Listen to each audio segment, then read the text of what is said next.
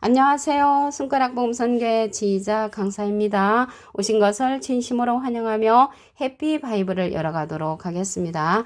오늘 증거드릴 말씀의 제목은요. 672강 바벨론의 패망 원인이라는 제목으로 하나님의 말씀을 나눠보는 시간을 갖도록 하겠습니다. 계시록 18장 7절을 보시게 되면 그가 어떻게 자기를 영화롭게 하였으며 사치하였든지 그만큼 고난과 애통으로 갚아주라. 그가 마음에 말하기를 나는 여왕으로 앉은 자요 과부가 아니라 결단코 애통을 당하지 아니하리라 라고 말씀에 기록되어 있습니다. 자기를 영화롭게 했다는 거는 사치한다고 했고 자기를 영화롭게 하는 그 원인이 바벨론의 패망 원입니다. 그자가 여왕으로 앉은다는데 여왕은요 여자의 그런 황제를 이제 상징을 하고요. 영화라는 것은 몸이 귀하게 되어 이름이 세상에 빛나는 것을 말을 하고요. 여기 사치한 그자는 분수에 지나친 생활을 했다는 것을 말씀을 드립니다.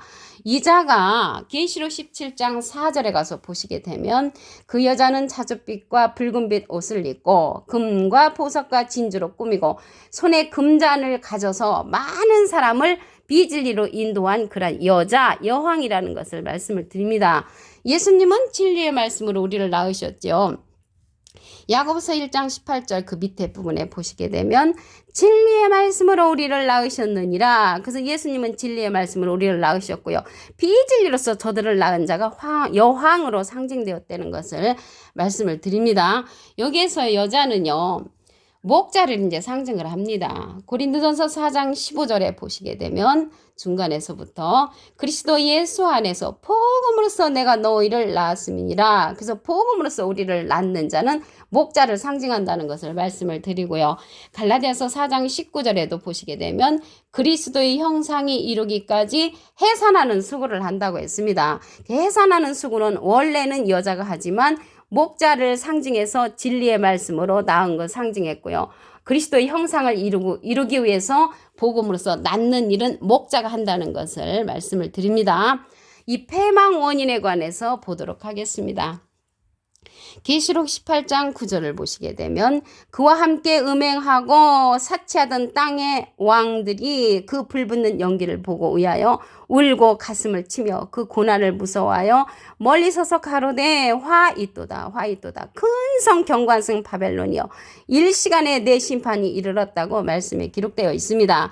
근데 이 바벨론으로 상징된 자가 계시록 17장 5절에 보시게 되면 그 이마에 이름이 기록되었으니 비밀이라 큰 바벨론이라 땅의 음료들과 가증한 것들이 엄이라고 기록되어 있습니다. 그래서 여왕으로 앉은 자가 큰 바벨론 성으로 상징되어 있는데 일시간에 심판이 이르렀다는 것을 말씀을 통하여 알 수가 있습니다. 이러한 자들이 누구냐면요. 마태복음 23장 13절에 보시게 되면 화 있을진저 외식하는 서기관들과 바리새인들이여 너희는 천국문을 사람들 앞에서 닫고 너희도 들어가지 않고 들어가려 하는 자도 막는 자입니다. 이러한 자를 가리켜서 예수님이 말을 했죠. 욕을 했죠. 이 뱀들아 독사 이 새끼들아 너희가 어떻게 지옥의 판기를 피하겠느냐고 그렇게 말했던 자들 예수님의 반대편에 섰던 비진리에 섰던 자들이라는 것을 말씀을 드립니다. 이러한 큰 성이 여자로 이제 상징된 내용을 보도록 하겠습니다. 계시록 17장 18절을 보시게 되면 내가 본 바 여자는 땅의 임금들을 다스리는 큰 성이라. 땅의 임금들을 다스리는 이 큰 성은 비진리로서 이러한 커다란 성을 이룬 그러한 자들입니다. 그러면 하늘의 임금들을 다스리는 큰 성은 진리의 말씀을 우리를 낳으신 예수님의 그 진리의 말씀을 따르는 자라는 것을 말씀을 드립니다. 그런데 이러한 진리의 성령은 증거하는 이가 있다고 했습니다. 요한일서 5장 7절을 보시게 되면 증거하는 이는 성령이시니 성령은 진리니라. 그래서 진리의 성령은 증거하는 이가 있는데 예수님은 지금 영으로 계시기 때문에 고린도서 3장 17절에 주는 영이시니 그래서 예수님은 영으로 계시기 때문에 증거하는 이를 보내신다는 것입니다. 그 증거하는 이가 보낼 보혜사 진리의 성령이라고 했습니다. 요한복음 15장 26절에 보시게 되면 내가 아버지께로서 너희에게 보낼 보혜사 그 예수님이 하나님께 부탁을 해서 우리에게 보내는 보혜사인데 곧 아버지께로서 나오시는 진리의 성령이 오실 때 그가 나를 증거하실 것이요. 예수님을 증거하는 성령은 진리의 성령이라는 것입니다. 보낼 보혜사라고 했는데 보낼 보혜사는 또 다른 보혜사라고 했습니다. 요한복음 14장 16절에 보시게 되면 내가 아버지께 구하겠으니 그가 또 다른 보혜사를 너에게 주사 영원토록 너희와 함께 있게 하시리니 저는 진리의 영이라고 했습니다. 그래서 이러한 진리의 성령 보낼 보혜사를 우리에게 보내주신다는 것을 알 수가 있습니다. 이러한 진리의 성령은 모든 진리 가운데로 인도한다고 했습니다. 요한복음 16장 13절을 보시게 되면 진리의 성령이 오시면 그가 너희를 모든 진리 가운데로 인도하시리니 그가 자의로 말하지 않고 오직 듣는 것을 말하시며 장래일을 너희에게 알리시리라. 그래서 모든 진리 가운데로 인도해주고 장래를 우리에게 알려주는 성령은 진리의 성령, 예수님이 하나님께 부탁을 해서 보내는 또 다른 보혜사라는 것을 말씀을 드립니다. 여기 보혜사라는 뜻은요, 대언자라는 그런 뜻을 갖고 있습니다. 요한일서 2장 1절 그 중간에서부터 보시게 되면 누가 죄를 범하면 아버지 앞에서 우리에게 대언자가 있으니 곧 의로우신 예수 그리스도시라고 했습니다. 대언자 앞에 조그만하게 3자가 있는데 관주 성경 해석란에 보시게 되면 보혜사라고 기록되어 있습니다. 이 보혜사는요 파라클레트거든요. 헬라어로는 파라클레토스로 곁에 파라와 부름받은 클레토스란 말의 합성어로 도움을 주기 위해 곁에 부름받은 자란 사람을 상징한다는 것을 말씀을 드리고요. 라이프 성경 백과사전에도 보시게 되면 컴포터 위로자, 카운셀러 상담자, 미래를 정보자, 헬퍼 돕는 자, 서플리케이터 탄원자란 그러한 이름을 갖고 있는 것이 보혜사 파라클레트라는 것을 말씀을 드립니다. 그러면 이렇게 화를 받는 이 패망 원인이 바벨론으로서 그 음료를 통해서 비질을 받은 자들이 이제 패망을 당하는 거죠. 그렇기 때문에 이 시대는요, 보낼 보혜사, 또 다른 보혜사의 말씀을 듣는 것이 패망을 당하지 않는 그런 길이라는 것을 말씀을 드립니다. 그래서 증거하는 이가 있다고 했잖아요. 그래서 이러한 진리의 성령은 증거하는 이가 있는데 계시록 19장 10절 그 밑에 부분에도 보시게 되면 예수의 증거는 대언의 영이라고 했습니다. 그래서 이러한 보혜사는요 예수님의 이름으로 보내는 성령이라고 했습니다. 요한복음 14장 26절에 보시게 되면 보혜사 곧 아버지께서 내 이름으로 보내실 성령, 예수님의 이름으로 보내는 성령인데 모든 것을 가르친다고 했고요. 모든 것을 생각나게 한다고 했습니다. 그래서 이러한 진리의 성령, 보혜사 성령은 가르침을 받아야 하고요. 우리도 가르침을 받게 되면 진리의 성령을 받은 자로서 예수님을 증거할 수 있다는 것을 말씀을 드립니다.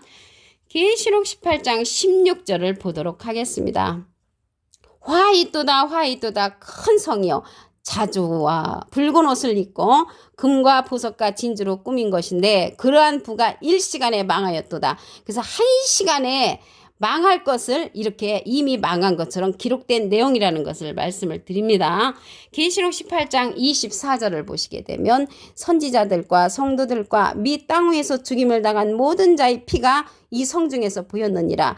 죽임을 당한 모든 자는 순교자들이죠. 이러한 순교자들이 계시록 6장 9절에 가서 보시게 되면 다섯째 인을 떼실 때에 내가 보니 하나님의 말씀과 저희에 가진 증거를 인하여 죽임을 당한 영혼들, 이러한 순교자들이 제단 아래 있는데 큰 소리로 불러 가로되 거룩하고 참되신 대주제여 땅에 거하는 자들을 심판하여 우리 피를 신원하여 주지 아니하시기를 어느 때까지 하시려나이까. 그래서 순교자들이 제단 아래에서 다섯째 인을 뗄 때 호소를 하는데 일시간에 이렇게 망하게 하는 바벨론을 통해서 그들의 신원을 갚아주시는 그러한 핏값의 그러한 패망 원인이라는 것을 말씀을 드립니다.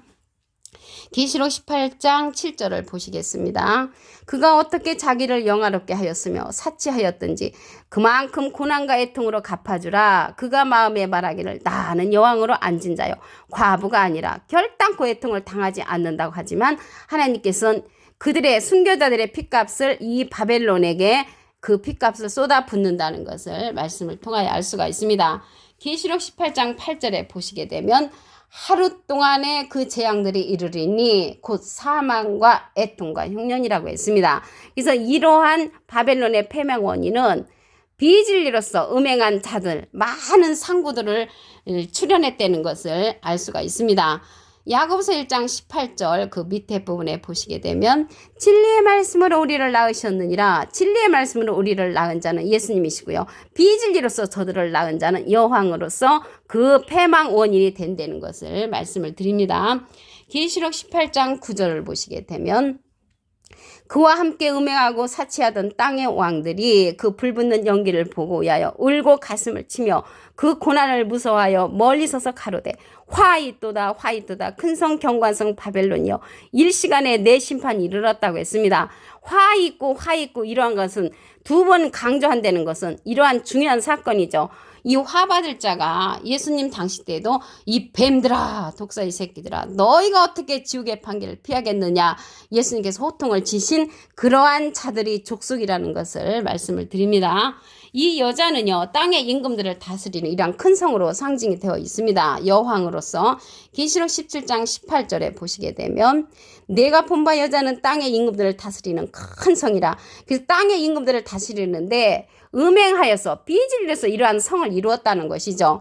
그러면 예수님께서 이 세상에 오셔서 이들을 직접 패망시키는 것이 아니고 진리의 성령을 우리에게 증거하는 이로써 보내신다고 했습니다.